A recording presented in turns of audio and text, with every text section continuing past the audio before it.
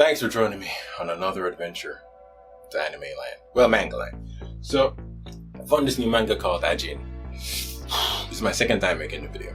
I'm making it over because I had a change of heart. Like, upon rethinking it, I think this manga...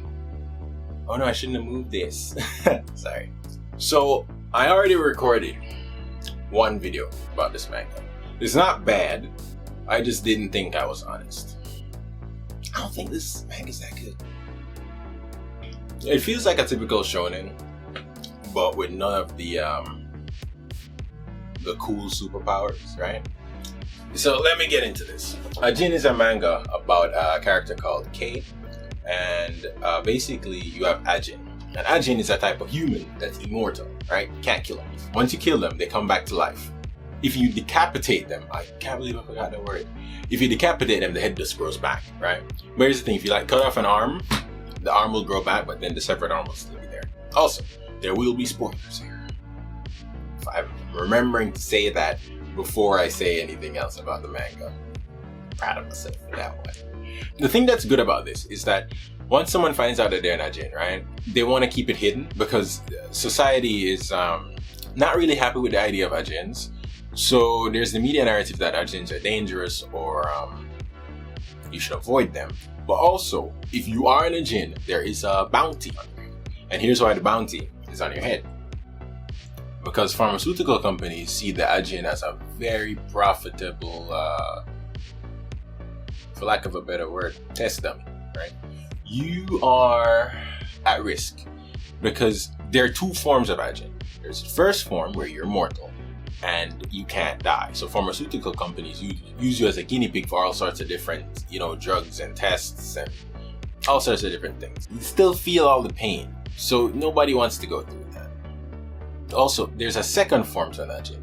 After you become an Ajin, it's still not depicted in the manga how you get to the second form of being an Ajin. In the second form of being an Ajin, you get this thing called the Black Ghost. This thing right here. I'm going bad. I'm getting better at this. Yeah. So you have this thing called the Black Ghost. It will basically fight on your behalf. It's not like JoJo's Bizarre Adventure where you have a stand with its own ability. The Black Ghosts basically act as humans. Alright, let me say this. I'm getting ahead of myself. The Black Ghosts can be controlled by the Ajin. But later on in the series, some Black Ghosts have their own autonomy. They can do things for themselves. They can also be given an order, and then later on they can adjust that order for themselves. So this is something that happens later on where you realize that the main character, K, he actually has the ability to summon an Ajin that's 100% autonomous. That's very interesting for other people who know about Ajins because this is new. Having an Ajin that works on its own, that's a whole different kettle of fish. Everyone else's Ajin, not Ajin, everyone else's Black Ghost, I'm so sorry. Everyone else's Black Ghost works on the orders given to it by the Ajin. Now this is where the main character becomes the main character. He's special, he's unique, yes! He can summon multiple Ajin. That's like about 20. Most people can only summon about 1 or 2. If you summon 1, you use it for like 5 minutes. If you summon 2, then you have diminished returns with regards to how long the duration is. So this guy can summon about 20 Black Ghosts, and they're independent of each other. Now, typical with most shonen, is that shonen? Yeah, it's a shonen. Typical with most shonen, it's the main character is a teenager in high school. I don't really like that. I'm tired of seeing teenagers in high school. Can I get somebody else? That would be nice. But I'll take it. But he's not the typical type of main character like Naruto or Ichigo that has a sense of honor and pride and whatnot. No. This guy's very cold and distant. He's a hard character to like. That's what I'm trying to say. He's not a likable character.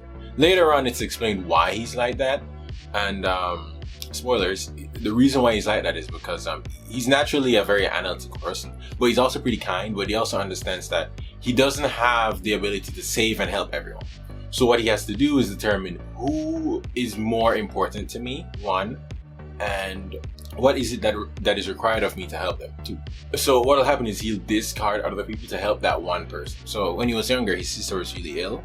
So what he wanted to do was to help her at all costs. And he did have a friend that he basically said, hey, I can't be friends with you anymore. And then he bounced. But later on, he realized why he did that. He wanted to help his sister that was basically dying of teens. Pretty sad. But not super sad compared to other protagonists. Like, she's still alive in the manga. She's bedridden last time. But the best part of this manga, the best, is Sato. I'll show you a picture of this guy. I can't find a good picture. Hold on, let me find a good picture. I'll be right back. Alright, I found a good one. This guy. I'll probably just put it up on screen. But Sato is the best part of this manga. He's the villain. Now, Sato was a guy who was in the military. When he first entered the military, he was actually taken out and put into a very special squad. I think it was the Marines. He was taken from the infantry and placed into the Marines very early. He was placed in an unnamed squad that goes about assassination missions. So he's really good with a gun. This is not the kind of guy you want to fight. Added to that, he's an Ajin.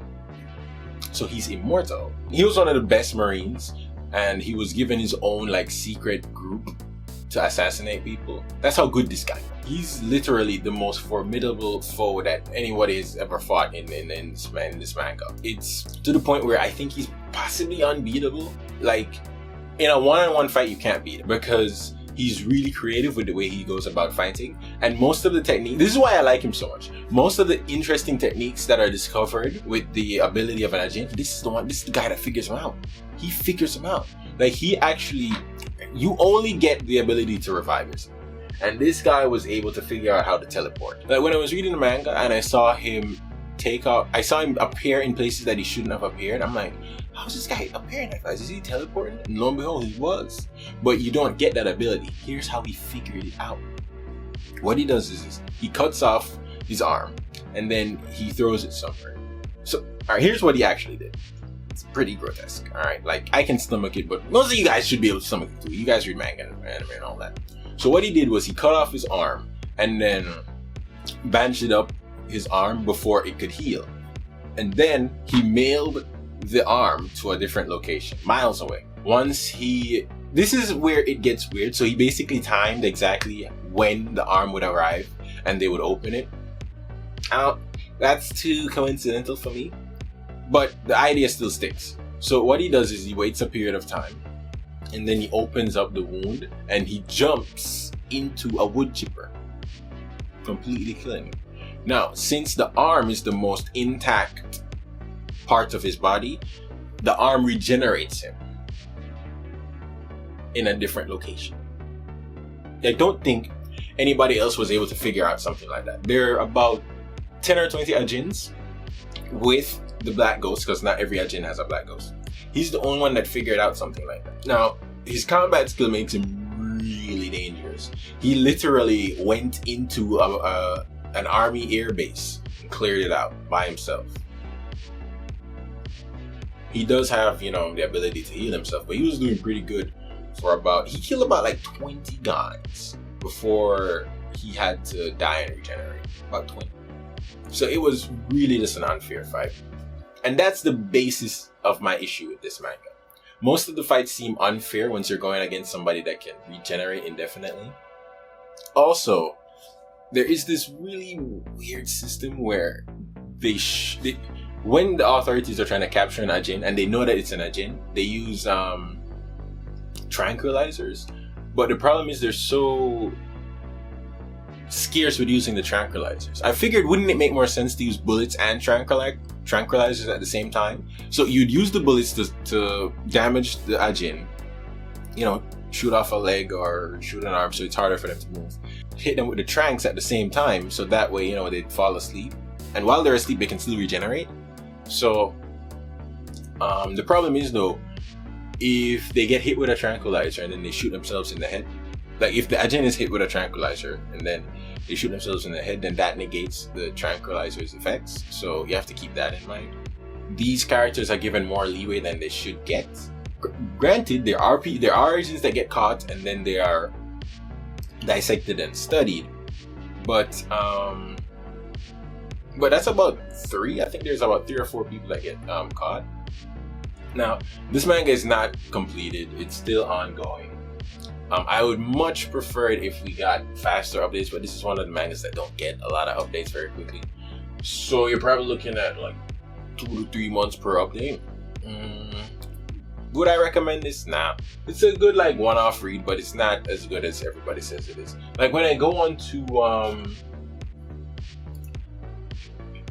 my anime list and I look up the reviews on this manga, people are giving it like high grades, like 9, 8. There's one person that gave it a 3, but it is good, but I wouldn't give it a 9. I wouldn't say it's a 9. I would probably say it's a 7.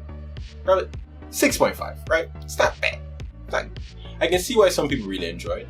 But for me, the main character is too unlikable. Even though you understand where he's coming from, he's still just a massive annoyance to me. Like, if you're working in a team, try your best to work within the team, but he's very cold and distant. So, like, I don't understand. This is a life and death situation, and you're trying to, like, get rid of Sato, who's literally murdering millions of people. And his combat skills just makes him really hard to deal with. So, when Kei is being, you know, all cold and brooding, it really doesn't help this to me. I don't like when characters are written like that, when clearly the situation calls for cooperation, right? So he's the biggest downfall in the manga. The fact that I have to like read this guy and I have to feel like I have to root for him, I don't want to do that. I much prefer following Sato. Like this guy, he's interesting, he's fun, he's an old guy with his little hat. Look at this guy. Oh, sorry, wrong image. Look at this guy. Little hat. I like that little hat. And he's just confident in himself because he is trained to kill niggas. I shouldn't have said that word. Right? Because he's trained to kill bitches. Yeah. And the best fight scenes are with him. The main character doesn't really have any good fight scenes. He's just running around like a teenage kid. He doesn't know what he's doing. So it is very realistic in the fact that if Ajins did exist, we try to catch him and study him. And they're worth a lot of money if you give them up. There's like $1 million in it for you if you just give up an Ajin. Just giving them the location, you get the money. Dude, just to sell somebody out, I wouldn't do it. Nah. If I found out that one of my friends or my family members was an Ajin, I'd be like, yo, keep this to yourself. You guys is gonna discombobulate you. I don't even know what that means, but they're gonna do it to you. But yeah, this manga is it's average. You can read it. Probably, maybe you like it. You know, let's be fair. Maybe you would like it much more than I do. But I think it was a fine experience. I'm not really looking forward to. Well, I'm looking forward to see more of what Sato does, but I'm not really interested in Kei and the main characters. They're not that interesting. Well, there was a few other characters that I'm interested in, but they're mainly the adult side characters, so they're not really, you know, prominent. The main kid characters, they're just annoying. This is really annoying. Also, I forgot to say this. So Kei is one of those characters. He's really smart. Like he can figure things out. Yeah, he's a genius. You know, genius. This guy's beating his ass every fight. This guy's beating the shit out of him. Literally beating the shit out of him in 1v1s and ruining all his plans. Because he had a few good plans to like capture Sato. Sato just lucked out of it in the fact that he just lose interest in a mission and just bounce. So you're fighting him and he just says, I'm not playing no more, and bounce. When you had the perfect tactic to beat him, he's like, nah, I'm done. I'm going home. I'm gonna drink some juice. That took me by surprise just as much as it took the main character by surprise, and that's good. When you have a situation where you're writing something and it takes you by surprise, you're like, I don't like the fact that this guy will just bounce out on a plan. He's just like, say, fuck it, I'm done, I'm out. I'm not doing this no more. But you know, he's a terrorist, that's what he does. So he could just cancel his plan at any time and then do something else. At first it irked me, but then like when I saw that him ending the plan prematurely helped him multiple times, it's like, okay, alright, it's an interesting way to write the main villain out of a problem. You have him evade it before it even happens. But I wonder how often or how long the mangaka can keep using that as a technique to save the villain. Hopefully it gets better. I might still look at it in the next few months down the line when there's more chapters. So far I believe there's 78 chapters. I don't remember. But yeah, you can go ahead and give this a read and see if you like it. I really like this guy's design.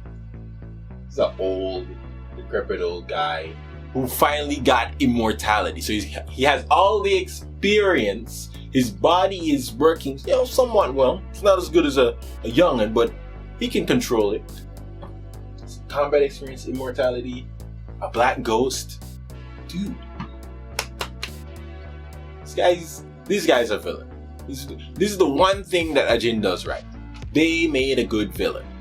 Alright, I think I'll end it there. Kinda abrupt, but I don't know what else to say. It's not really like the manga has a lot of information for me to dissect. We're still figuring out what's happening with the Ajin, how did they get their black ghosts, all of that garbage.